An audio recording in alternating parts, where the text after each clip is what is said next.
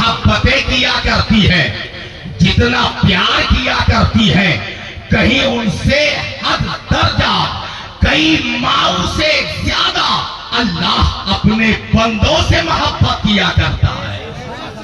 آج ہم دین اسلام کا ماننے والا، اسلام دھرم کو گلے لگانے والا، مگر ہمارے اندر نہ جانے کیا کیا خرابیاں ہیں۔ سماج معاشرے میں ہم کس طرح کی زندگی گزارتے ہیں۔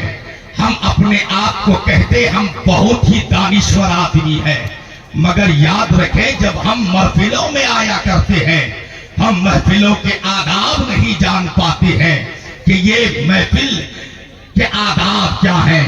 محفلوں کا ادب تو یہ ہے کہ جب ہم محفلوں میں آئے تو باوضو ہو کر آئے، محفلوں میں آئے تو اپنے سر پر ٹوپی لے کے آئے، محفلوں میں آئے تو اپنی جگہ دیکھ کر بیٹھے، محفلوں میں آئے دوسروں کو تکلیف نہ پہنچے، محفلوں میں آئے تو جس غرض سے آتے ہیں وہاں علماء کی باتیں سنیں اور ہم اپنے آپ کا محاسبہ کریں کہ میری زندگی کیسی گزرتی ہے۔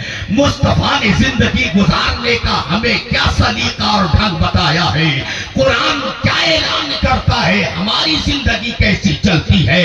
مدینے کے نبی فرماتے ہیں جہاں اللہ کا ذکر ہوتا ہے، جہاں رسول اللہ کا ذکر ہوتا ہے، جہاں کلام خدا پڑھا جاتا ہے، جہاں نبی کی نعت پڑھی جاتی ہے، ایسی جگہ میں چاہے امیر کے گھر میں وہ محفل سجے یا کسی بیابان جگہوں پہ وہ محفل سجے، کسی بنجر زمین پہ وہ محفل سجے یا کسی عالیشان محل میں وہ محفل سجے، مدینے کے نبی فرماتے ہیں امیری نہیں دیکھی جاتی ہے، غریبی نہیں دیکھی جاتی ہے، بس یہ ہے کہ مصطفیٰ کی محفل ہے۔ مدینے کے نبی فرماتے کوئی آئے نہ آئے، ایسی محفلوں میں مصطفیٰ جان رحمت کی حاضری ہوا کرتی ہے۔ اور ہم اور آپ جب ان باتوں کو بولتے ہیں تو ہمارے اسٹیج پہ ایک سے ایک قداور شخصیت موجود ہے۔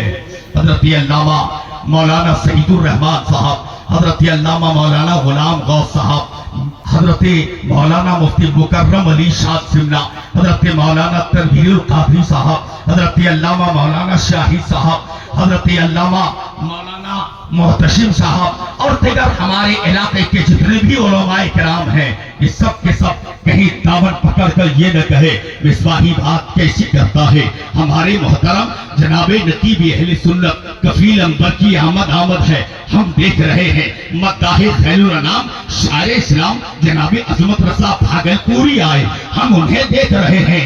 اولاد رسول سید شماعت حسین کی آمد ہے، ہم انہیں دیکھ رہے ہیں۔ یہ سامعین ہیں، یہ حاضرین ہیں، یہ حضرت شاہ عبد الحلیم کے دیوانے قلندر بیٹھے، ہم انہیں دیکھ رہے ہیں۔ اتنے یوٹیوبر چینل لیے بیٹھے، ہم انہیں دیکھ رہے ہیں۔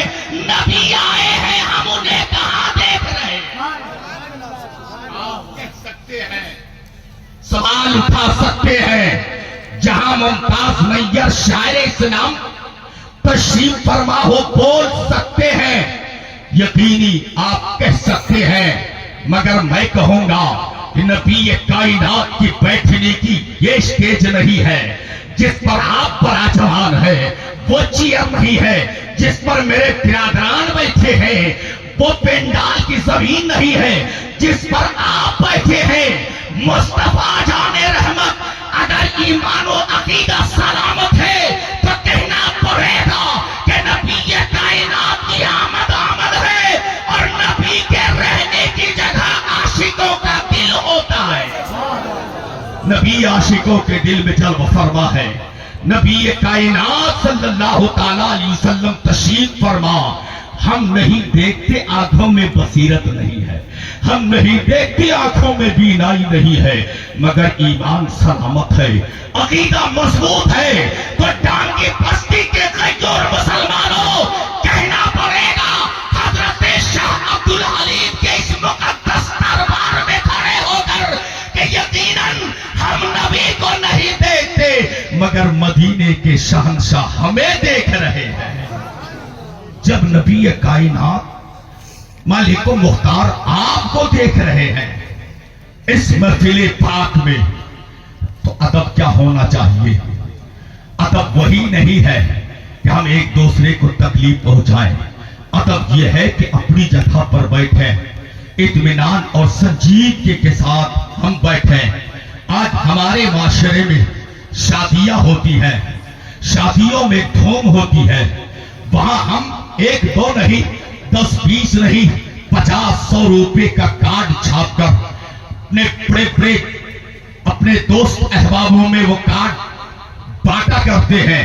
शादी की महफिलों को सजाने के लिए, रचाने के लिए न जाने कई लाख रुपए खर्च करके हम डेकोरेशन करवाते हैं, गलियां तैयार करते हैं, लाइटिंग का इंतजाम करते हैं, और फिर उनके बैठने के लिए हम कई हजार चेयरों का इंतजाम करते हैं।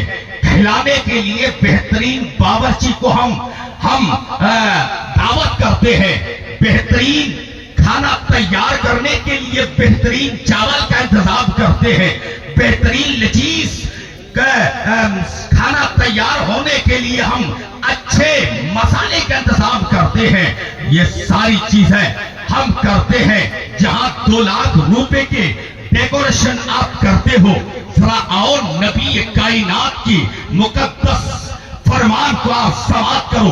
सहाबाए किराम से रसूल कायनात सल्लल्लाहु ताला अलैहि वसल्लम ने फरमाया, ए सहाबियों, अच्छी जगह कौन सी है?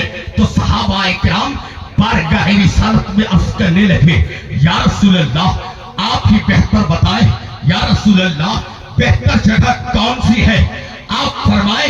अल्लाह के रसूल फरमाते हैं, सुनो, अगर तेरे गांव में, तेरी बस्ती में कोई मस्जिद है तो मस्जिद अल्लाह का घर मुकद्दस जमीन है, मुकद्दस घर है, मुकद्दस जगह है।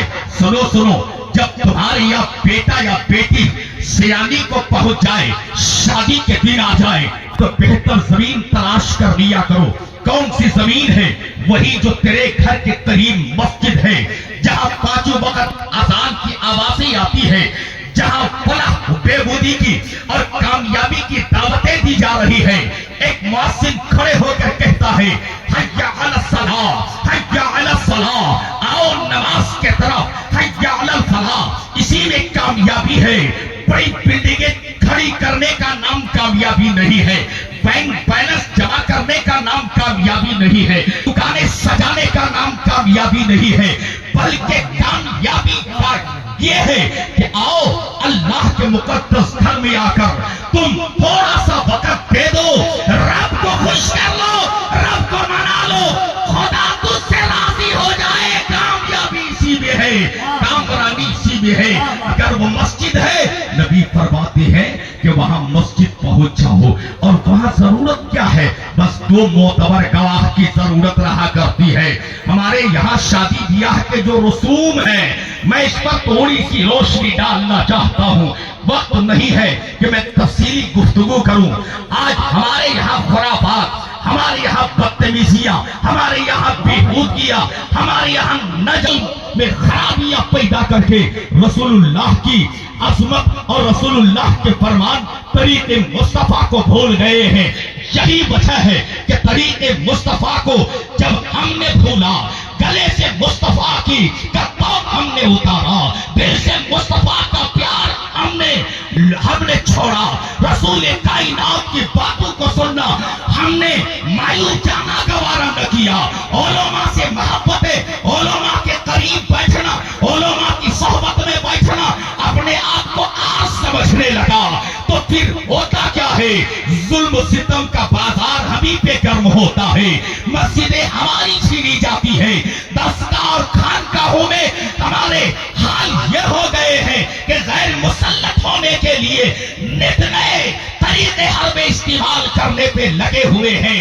आज हमारे गलत रस्म रिवाज को गले लगाने की वजह नबी फरमाते हैं, मस्जिद में आजा, 2 मोतबर गवाह ले ले, एक काजी साहब है। अब ऐसे वक्त में आपने मुफ्ती मुफ्ती मुकर्रम अली शाह सिमना को आपने दावत दे दी। हजरत आप तशरीफ लाए। अब वहां 2000 आदमी के जमा करने की जरूरत नहीं पड़ती है, 200 आदमियों को इकट्ठा करने की जरूरत नहीं पड़ती है।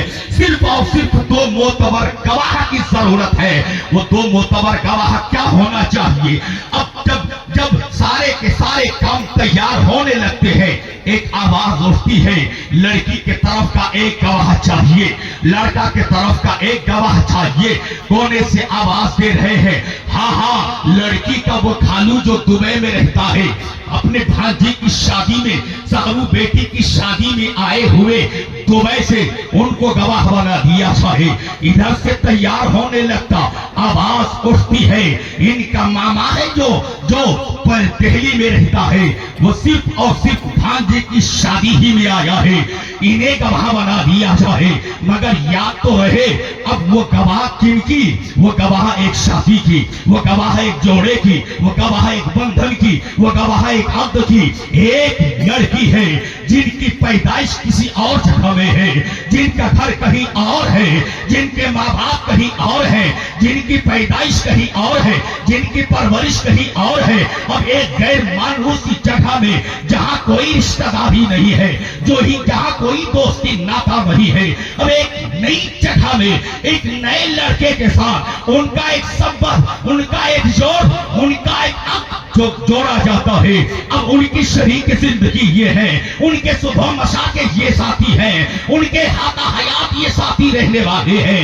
अब उनका चेहरा का देखना जायज हो जाता, इनके चेहरे का देखना जायज हो जाता, इनके उयूब को छुपाना, उनके उयूब को छुपाना, उनके दोनों के दरमियान एक मजबूत रिश्ता होता है।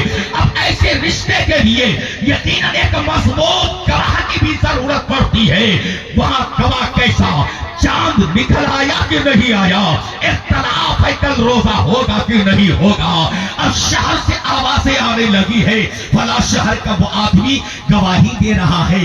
तो ऐसे वक्त में यहाँ के मुफ्तियान किराम फरमाते हैं कि वहां जाया जाए, उस गवाह को देखा जाए जो गवाही दे रहे हैं, आया वो बादशाह है कि नहीं है, आया वो तक़ी परहेजगार है कि नहीं है, आया वो तकवा शियार है कि नहीं है, और उनकी जिंदगी कैसी है, समाज में उनका विकार कैसा है, लोगों में उनका मान सम्मान कैसा है। चलो चलकर देखते हैं। अगर वो देखा गया, लोगों से पूछा गया तो बताया कि ये नमाजें कज़ा करते हैं, देखा गया कि ये जमात कज़ा करते हैं, सुना गया कि इनकी बातों का एतबार नहीं है, तो उनका एतबार नहीं होगा। ऐसे वक्त में जो मुत्तकी परहेजगार है, एतबार उन्हीं का होगा। निकाह के शादी में, निकाह के शादी में जिसे हम जिसे हम गवाह बनाते हैं, आपने मामा बताया, किसी ने खालू बता दिया। तुझे पता है जिस खालू को एक निकाह का गवाह बनाया जा रहा है, एक बंधन का गवाह बनाया जा रहा है, एक अक्द का गवाह बनाया जा रहा है, आपको पता है दिन में कई हजार झूठ बोलते होंगे, उनसे लोग कैसे नफरत करते होंगे, न जाने कितने हजार आदमियों को उन्होंने धोखा दिया होगा, कितनों के सामानों को गबन कर लिया होगा, कितनी बार शराब पिया होगा, कितनी बार मैखाने को आवाज किया होगा, न जाने कितने बार उनके तरफ से लोग खतरे और परेशानी में पड़ गए होंगे। कभी उनकी जिंदगी का मुहासबा आपने नहीं किया है, यकीनी तौर पर बात देखने की जरूरत है। अब ऐसे वक्त में रिश्तेदारी नहीं निभाया जाता, ऐसे वक्त में कोई दोस्तारी नहीं निभाने की जरूरत है, बल्कि ऐसे वक्त में अगर आपके गांव में कोई गरीब आदमी फटे पुराने कपड़े पर 5 वक्त मस्जिद में अजान देता हो, जमात के साथ नमाज पढ़ता हो, गरीबी जिंदगी गुजार कर गैरों में कारों के खेतों में काम करके गुर्बत की जिंदगी में बेटियों पालकर उनकी परवरिश करता हो, ईमानदारी के साथ जिंदगी गुजारने की कोशिश करता, लोग उनके पीछे लोग नमाज पढ़ते हो या उनके सजदे देख रहे हो, उनके रुकू देख रहे हो, उन फटे पुराने गरीब आदमी को आप गवाह बना ले, यकीनन उनसे बेहतर होगा جس کو آپ نے گواہ چن لیا ہے. پھر ایسے وقت میں ہم لوگ ان کے دین مہر کا اہتمام کرتے، سوچتے دین مہر کیا ہونی چاہیے. نکاح میں کبھی آپ نے غور بھی کر لیا ہے؟ غیروں کو دیکھ رہے ہیں، غیروں کی محل کو دیکھ رہے ہیں، غیروں کی زندگی کو دیکھ رہے ہیں، غیروں کے کارخانے کو دیکھ رہے ہیں، غیروں کے کاموں کو دیکھ رہے ہیں. یقیناً ایسا نہیں ہے، بلکہ ایسے وقت میں مہر ہے. یہ مہر کا معاملہ یہ ہے کہ اتنا دیا جائے جتنا مہر وہ اس کے بوجھ کو برداشت کر سکے، کیونکہ یہ دین ہے، اسے ادا کرنا ہے. آج ہم اپنے تمام دونوں طرف کے لوگوں کے بیچ بیٹھ لیتے ہیں اور بیٹھ کر کہتے ہیں دین مہر کتنا ہونا چاہیے. آواز اٹھ جاتی ہے یہ 51 اشرفیہ ہم نے دیکھا نہیں ہے، اشرفیوں کا بھاؤ ہمیں معلوم نہیں ہے، اشرفیوں کی قیمت ہمیں معلوم نہیں ہے، مگر صرف بولنا رہتا ہے 51 ہے. اگر کسی نے کہا کچھ کم کر دیا جائے تو پھر یہی ہوتا ہے کہ فلاں کا اتنا، اور ان سے کہیں یہ تو زیادہ ہے، ان کا اتنا ہونا ہی چاہیے. ہم وہ نہیں دیکھا کرتے کہ ان کی کمائی کیا ہے، ان کا مقام کیا ہے، یہ کچھ کماتا کتنا ہے. یقینی طور پر آپ کو سمجھ میں آ جائے گا. اگر ایک 8 سالہ بچہ ہے، ان کے سر پر 25 کلو کا وزن دے لیں گے، 50 کلو کا بوجھا ڈال دیں گے، تو یقین جانو کہ وہ بچہ منزل تک پہنچنے سے پہلے دم توڑ سکتا ہوگا، کمر ٹوٹ سکتی ہوگی، گردن مروڑ سکتا ہوگا.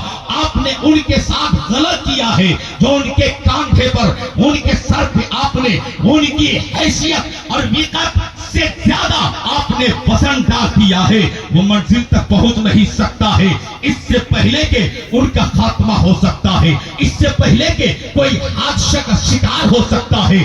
ایسے ہی اگر کوئی آدمی 100 روپے کمانے والا اور 300 روپے کا خرچ ہونے والا وہ ہمیشہ مقروض رہا کرتا ہے، یہ 30 اشرفیہ 20 اشرفیہ جو ہم نے مہر میں باندھ دیا ہے، یہ 10,000 کمانے والا اب ایک بیوی کی پرورش کرے گا، ماں باپ کی وفاداری کرے گا، گھر کا خرچ نبھائے گا، کمائے گا، اسی پر سارا دار و مدار ہے. کب وہ اپنا خرچ پورا کرے گا، اپنی بیوی کے حق پورا کریں گے یا ان کا دین پورا کرے گا، زندگی ختم ہو جائے گی. یہ دین ختم نہیں ہو سکتا ہے. اس لیے ان کے مطابق کی ضرورت ہے کہ ہم پہلے ہم ان کی زندگی کو پڑھیں، پہلے ہم ان کا محاسبہ کریں، پہلے ان کی کمائی کا حساب کریں کہ یقینی طور پر اگر ہم نے جو ان کے سر باندھا ہے یہ اس کو پورا کر پائے گا کہ نہیں کر پائے گا. ہم یہاں بھی ہم نے خطا کی ہے، یہاں بھی ہماری غلطیاں ہو جاتی ہے. اور اس کے ساتھ ساتھ شادی کے معاملات میں جب آپ آئیں گے تو خرافات ہماری یہ ہے. میں نے پہلے کہا لذیذ کھانے کا اہتمام کرنا، آپ مہمان کا سمان کر رہے ہیں وہ ضروری ہے. ایک ڈیکوریشن آپ نے کروایا، آپ کا شوق پورا ہوا، مہمانوں کے دل بہلانے کا آپ نے ایک بڑا اہتمام کر لیا، آپ نے کرسیوں کا انتظام کر لیا، اپنے مہمان کا مان سمان بڑھایا، انہیں زمین پر نہیں بٹھایا بلکہ ان کے بیٹھانے کا انتظام آپ نے کر لیا. یہ بھی وجہ ہے 2 لاکھ کی مویشی آپ نے خریدی، لذیذ کھانے اپنے مہمانوں کو کھلایا. یہاں تک بھی ٹھیک ٹھاک ہے، مگر کچھ ایسے غلط کام ہم اپنے شادیوں میں کیا کرتے ہیں. کیا ضرورت ہے جس سے کوئی منافع نہیں، جس سے کوئی بینیفٹ نہیں، جس سے کوئی فائدہ نہیں ہے. 30,000 کا ہم وہاں 30,000 کا ڈی جے کر لیا کرتے ہیں. اب ڈی جے ان کے طرف سے کی فرمائش ہے، کوئی اگر نہیں لے جانا چاہتا ہے تو ادھر سے ایک آواز آتی ہے، دادی بسترے مرگ پر ہے، کروٹیں بدل رہی ہے، ساس کا ٹھکانہ نہیں ہے. مگر ان کی زندگی کا ایک سوال یہی ہے کہ میری پوتی کی رخصتی تب ہوگی جب میرے یہاں ڈی جے آئے گا. اب دادی کے نام پر آپ یہاں 30,000 کا ڈی جے لے کے جا رہے ہیں. 30,000 آج کے زمانے میں ایک معمولی سی رقم سمجھی جاتی ہے، مگر اس 30,000 کہ ڈی جے کے پیچھے کتنی خرابیاں، کتنی خرافاتیاں، کتنی بےہودگیاں ہیں. کبھی آپ نے غور بھی کیا आपके यहाँ जब डीजे बजता है, कोई पंपलेट नहीं छपता, कोई इश्तिहार नहीं छपता, कोई अनाउंस नहीं होता। डीजे की एक ऐसी आवाज है, ऐसी धमक है, जमीन कांपने लगती है। और ऐसी जगह में कोई अगर हार्ट का पेशेंट पहुंच जाए तो वक्त से पहले ही कहीं उनका निधन हो जाता है। ऐसे वक्त में जब डीजे बजने लगता है, गांव की औरतें डीजे के पास है, गांव के बच्चे डीजे के पास है, गांव के जवान डीजे के पास है, बिस्तर पे लुढ़कने वाला बीमार वो भी डीजे के पास आ जाता है। और आने के बाद सुनता ही नहीं है, बल्कि हमारे छोटे बच्चे उस डीजे के सामने हो जाते हैं, हमारे जवानों की कतारें लग जाती है और फिर एक दूसरे को धक्का देने लगता है। पहले तो उंगलियों में जुम्बिश पैदा होती है, फिर कमर में लचकाहट पैदा होती है, फिर उनके सर हिलने लगते हैं, फिर पूरा बॉडी अब अपने आप में झूमने लगता है, फिर ऐसे के बेहुदा गाने लग जाते हैं और उन गानों में मेरा जवान अब लचकने लगता है, मेरा जवान नाटक का मेरा जवान डांस करने लगता है। सिर्फ ये नहीं कि हमारे जवान बेटे नाचते हैं, जवान भाई नाच रहे हैं। हद तो ये हो गई है, अपनी गैरत को जरा आवाज से, हमारे समाज में कितने बुराइयां है। हम कहते हैं ये फैशन का दौर है, हम कहते हैं ये फैशन का जमाना है, हम दूसरों को हेच नजर से देखा करते हैं। 30,000 का डीजे लाया है, एक गैरतमंद माँ के कलीजे से जरा जाकर पूछो तो, जिनकी जवान बेटी डीजे के पास आकर के नाच रही है, वो डीजे किनके यहाँ बजना चाहिए? वो डीजे किसी हरिजन के यहाँ बजना चाहिए था, वो डीजे किसी गरीब के यहाँ बजना चाहिए था, वो डीजे किसी कम फिक्र के यहाँ बजना चाहिए था। मगर आज पढ़े लिखे लोगों के खलियान में डीजे बजता है। अच्छे परिवार की औरतें वहां आकर के नाचने लगती है। जब एक गैरतमंद बाप का बेटा नाचता होगा, एक गैरतमंद माँ की बेटी नाच रही होगी, तो कलीजा पकड़ कर बैठ कर कहे, एक काश ये बेटा या बेटी जन्म न ली होती तो अच्छा होता। जब एक गैरतमंद बाप, मगर कुछ ऐसे हैं जो अपने आप को महसूस करते हैं कि हम बहुत बड़े हैं।